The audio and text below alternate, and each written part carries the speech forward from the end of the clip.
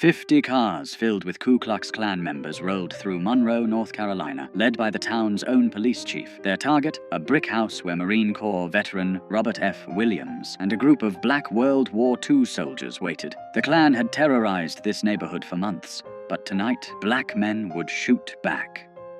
Monroe, North Carolina sat 30 miles southeast of Charlotte, a small textile town of 12,000 people where cotton mills provided jobs and Jim Crow provided the rules. The railroad tracks divided white from black, prosperity from poverty, safety from terror. On one side lived the people who ran the town, on the other lived the people who kept it running, cooking in white kitchens, cleaning white homes, working white-owned factories for a fraction of white wages. Robert Franklin Williams arrived back in Monroe in 1955, though calling it an arrival suggests he'd been welcome somewhere else. Born in this town on February 26, 1925, he'd grown up hearing stories from his grandmother, a former slave who'd given him his grandfather's rifle and told him what it meant to survive in a place that wanted you dead. His grandfather had been a Republican organizer during Reconstruction, publishing a newspaper called The People's Voice, until white violence made him choose between his voice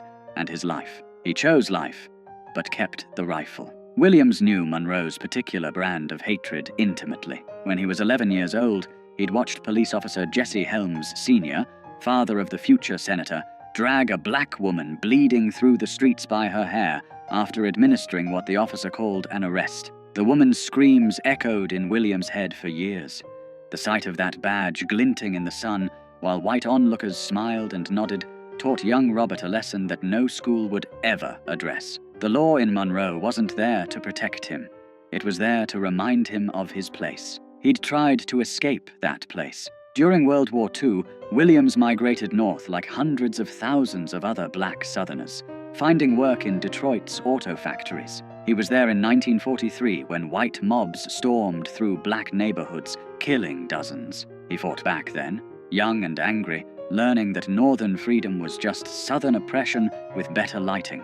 In 1944, he was drafted into the Army, serving until 1946. Then he joined the Marines, 1954 to 1955, where he learned discipline, marksmanship, and the bitter irony of defending a country that wouldn't defend him. When he returned to Monroe in 1955, he found the local National Association for the Advancement of Colored People chapter gasping its last breath. 6 members remained, from what had once been a thriving organization. The others had been fired from jobs, threatened, beaten, driven out. Southern states were systematically destroying the NAACP, branding it communist, outlawing it where they could. In Monroe, simply attending a meeting could cost you everything. Williams started recruiting, not from the middle-class teachers and preachers who typically led NAACP chapters. He went to the factories, the farms, the unemployed men standing on corners. Most importantly, he went to the veterans, men who'd seen combat, who'd been trained to fight, who'd tasted just enough equality in uniform to make segregation unbearable when they came home. Men like Dr. Albert Perry. Dr. Albert E. Perry was everything Monroe's white establishment wanted to deny could exist. A black man with a medical degree, a veteran, a practicing physician at the local hospital. He bought a nice brick house, drove a decent car, and had the audacity to act like he deserved respect. Williams made him vice president of the Monroe NAACP. Together, they set about picking fights the previous leadership would never have dared to start. Their first victory came quiet. In 1956, they integrated the public library. White Monroe barely noticed because white Monroe barely used the library, but Williams and Perry noticed. They'd proven that pressure worked, that the system could be moved, so they picked a target that mattered more, the swimming pool. In the summer of 1957, 2 black children drowned in a creek. There was nowhere else for them to swim. Monroe's public pool, built with federal tax dollars that black families paid just like white families, was reserved exclusively for white residents. Black children had to make do with unsupervised creeks, muddy rivers, and the consequences that came with them. 2 children went under and didn't come up. Their names were lost to history, but their deaths sparked something that wouldn't be forgotten. Williams went to the city council with a reasonable request. Open the pool to black children 1 day a week, just 1 day. The council's response was a masterclass in creative racism. draining and refilling the pool after black people used it.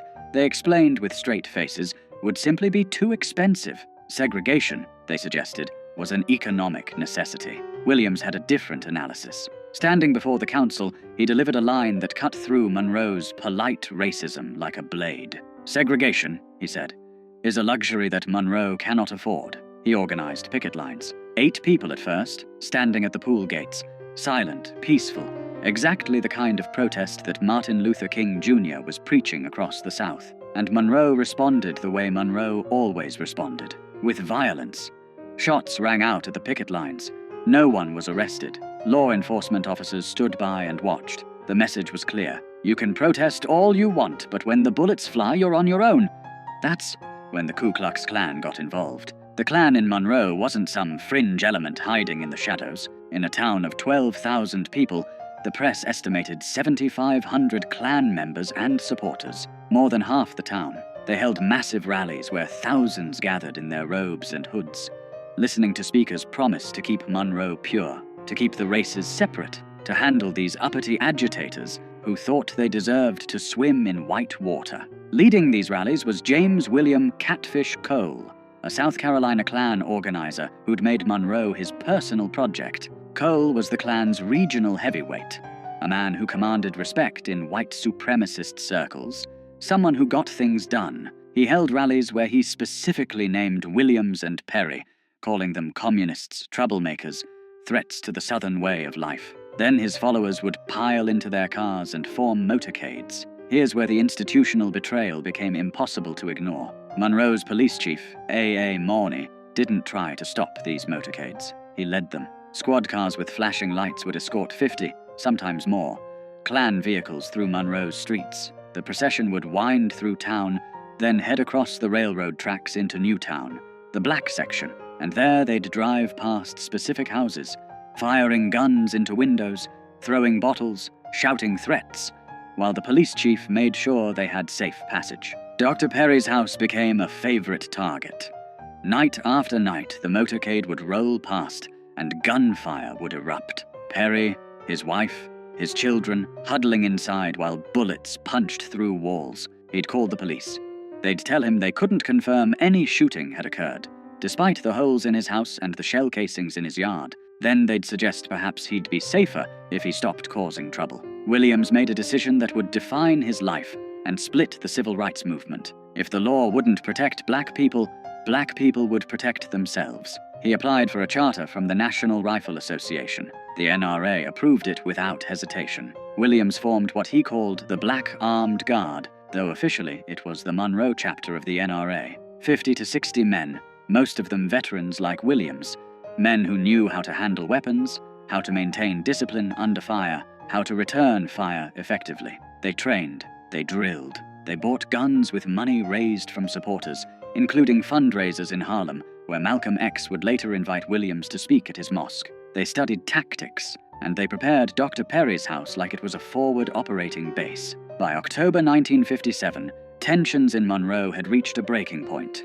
The Klan's motorcades continued, increasingly brazen. White Monroe had circulated petitions to have Williams and Perry driven from town. Anonymous death threats arrived daily. Williams' insurance company cancelled his coverage, citing the risk. When he asked the police chief why his insurance was cancelled if there was no danger, the chief had no answer. On October 5th, 1957, the Klan decided to make their point permanent. They were going to Dr. Perry's house, and this time they weren't just going to shoot at it. They were going to burn it down with everyone inside. Williams got word through the black community's network. People who worked in white homes, who overheard conversations, who understood that information meant survival. The Klan was coming. In force. Tonight. Williams and his men moved into Perry's house that afternoon. They stacked sandbags along the windows. They positioned men with clear fields of fire. They made sure everyone understood the plan. No one fires first, but when they do fire, we fire back. Aim low. Disable. Don't kill if possible. Make it clear we're serious without giving them martyrs. As the sun set, they waited. Perry's family had been moved to safety. Inside the house were only men who'd made peace with what might happen next. Veterans who'd survived war only to find themselves at war in their own hometown.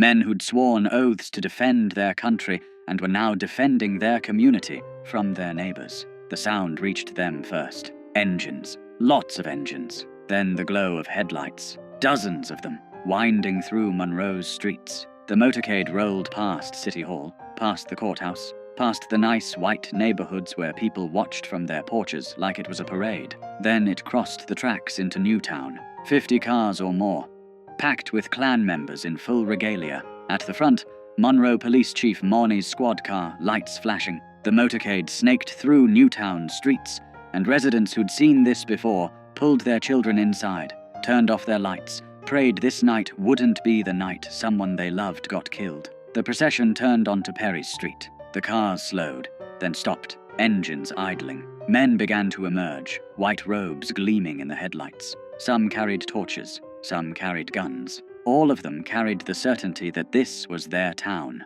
their right, their prerogative to do as they pleased. Then the shooting started. Later, both sides would claim the other fired first. What's certain is that gunfire erupted from the Klan's motorcade, slamming into Perry's house. Bullets shattered windows, punched through the brick, tore through the front door.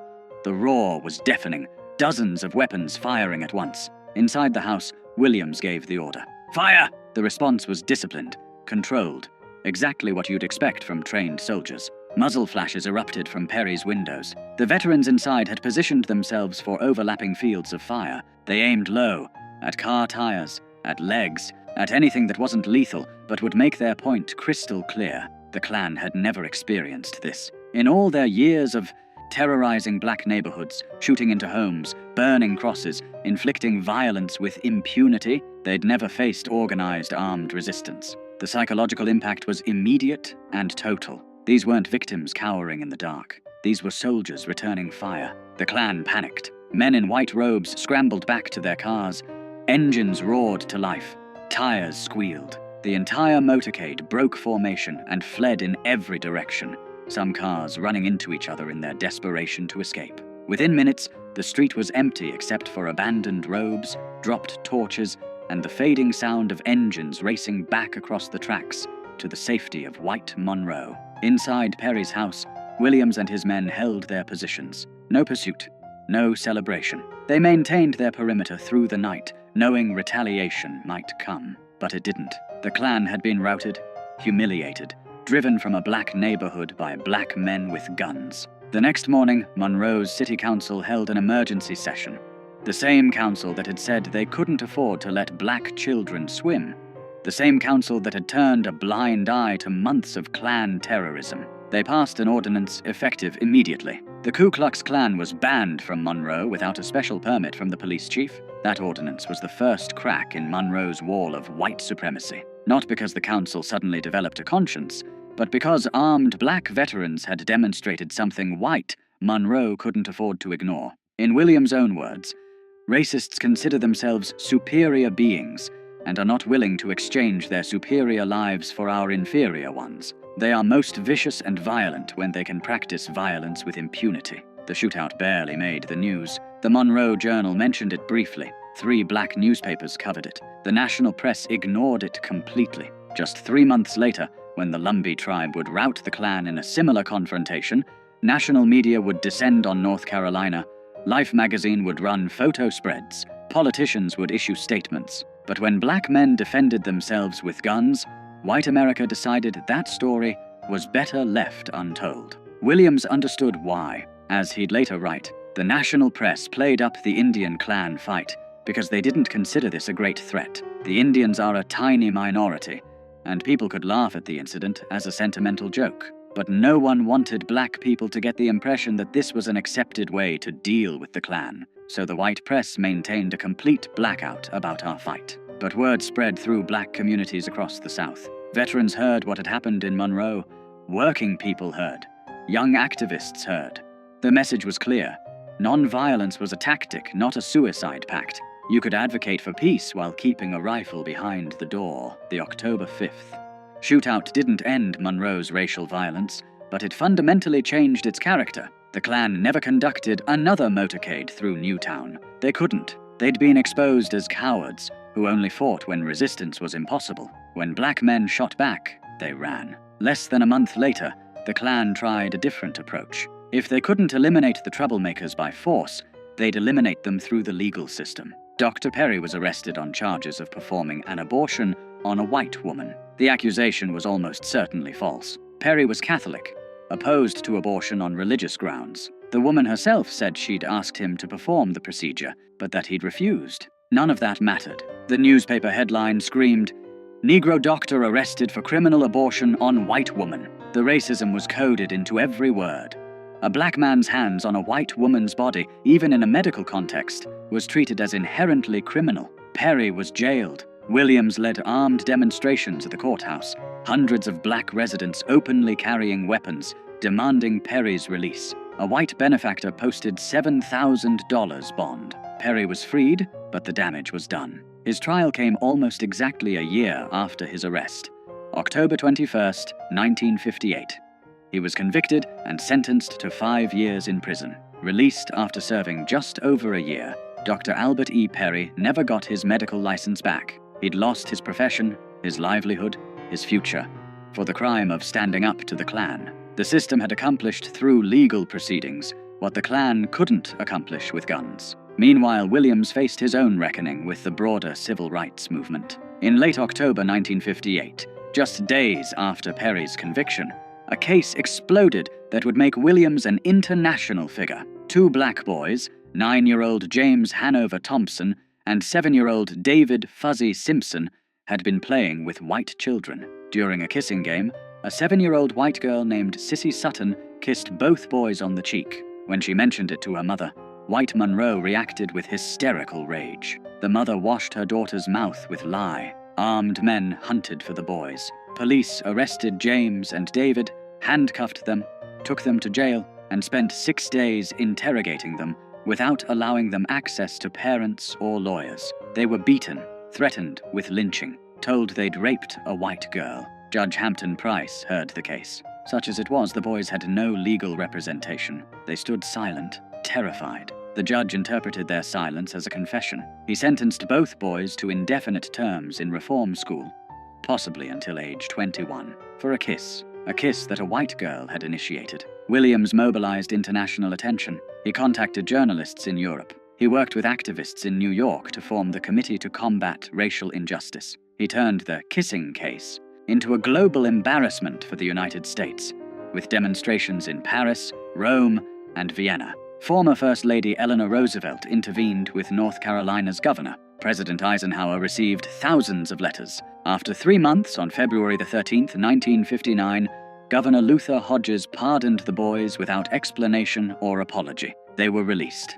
Their lives were destroyed. James Thompson would spend most of his adult life in and out of prison. David Simpson largely disappeared from the record. In 2011 interviews, James's sister Brenda would remember sweeping bullets off their front porch every morning while the Klan burned crosses in their yard. The kissing case made Williams famous, but it also made him a target. Then came the event that would force him into exile. In May 1959, a Monroe court heard the case of Mary Ruth Reed, a 23-year-old black woman who was 8 months pregnant when Louis Medlin, a white man, assaulted her and attempted to rape her. Medlin was charged. The trial was brief. The all-white jury deliberated briefly, not guilty. Williams stood on the courthouse steps as Medlin walked free, and he said something that would end his leadership of the Monroe NAACP. Black women approached him, devastated, asking what they were supposed to do now that white men knew they could assault black women with impunity.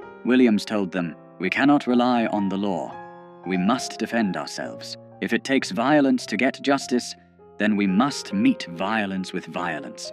The next day, National NAACP head Roy Wilkins called. Williams confirmed he'd made the statement and would repeat it. Within hours, Wilkins suspended Williams from the NAACP for 6 months. The organization Williams had rebuilt from 6 members to hundreds, the chapter that had achieved what no other Southern NAACP chapter had dared attempt, was now too militant, too aggressive, too willing to fight back. Williams didn't stop.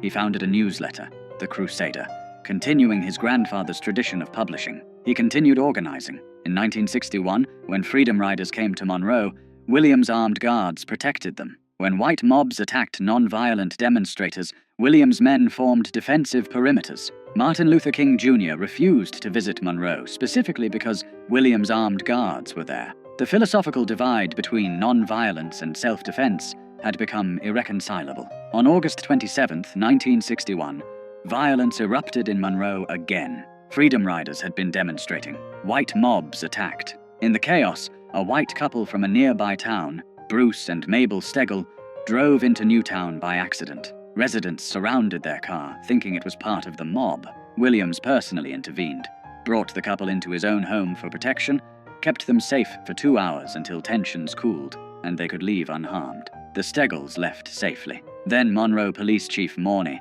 the same man who'd led KKK motorcades, told Williams, "In 30 minutes, you'll be hanging in the courthouse square." The FBI issued a federal warrant for Williams' arrest on kidnapping charges. The couple he'd protected claimed he'd held them hostage. Williams knew what was coming. Monroe's law enforcement, which had never arrested a single Klansman for terrorizing black neighborhoods, was about to lynch him legally. He and his wife Mabel fled, first to Canada, then to Cuba, then to China. He wouldn't return to the United States until 1969. From exile in Cuba, Williams broadcast Radio Free Dixie, a weekly program featuring jazz, blues, news, and commentary directed at black listeners in the American South. He wrote his book, Negroes with Guns, published in 1962, which would become essential reading for a new generation of activists. Huey Newton and Bobby Seale would cite it as inspiration for the Black Panther Party, the idea that black people had the right to defend themselves with weapons,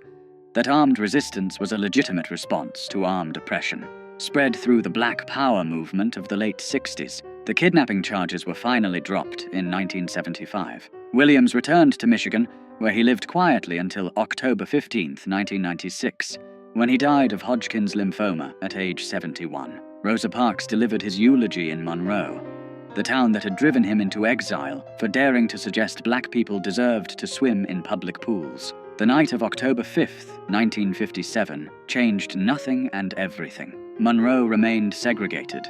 The Klan remained powerful.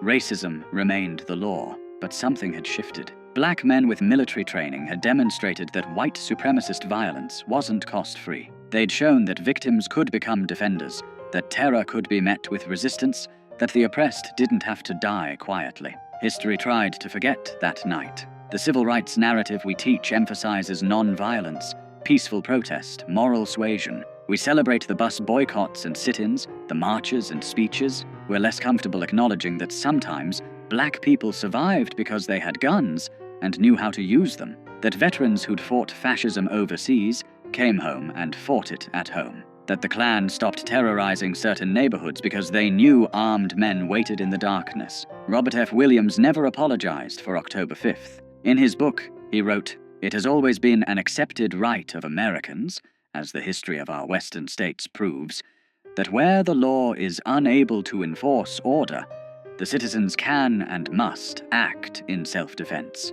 We asserted this right, and we did what the law officers refused to do. We stopped the terror. We stopped it permanently." The Monroe shootout poses an uncomfortable question for American history. How much of the progress we credit to moral appeals actually came from the threat of armed resistance? How many white supremacists backed down not because they'd seen the light, but because they'd seen what happened when black veterans shot back? How much of the civil rights movement's success depended on the unspoken pressure of men like Williams, proving that black communities could defend themselves if pushed too far? We'll never know for certain. What we do know is that after October 5, 1957, the Klan never conducted another armed motorcade through Monroe's black neighborhoods. We know that the city council passed an anti-Klan ordinance the very next morning after refusing to act for months. We know that white Monroe's terrorism lost its impunity. And we know that black veterans, men who'd been told they weren't good enough to swim in public pools,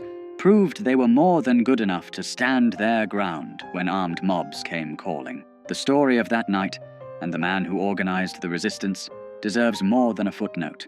It deserves to be told in full as a reminder that justice in America has often been extracted at gunpoint by people who refused to die quietly. Robert F. Williams and his men didn't start the violence in Monroe. They just finished it.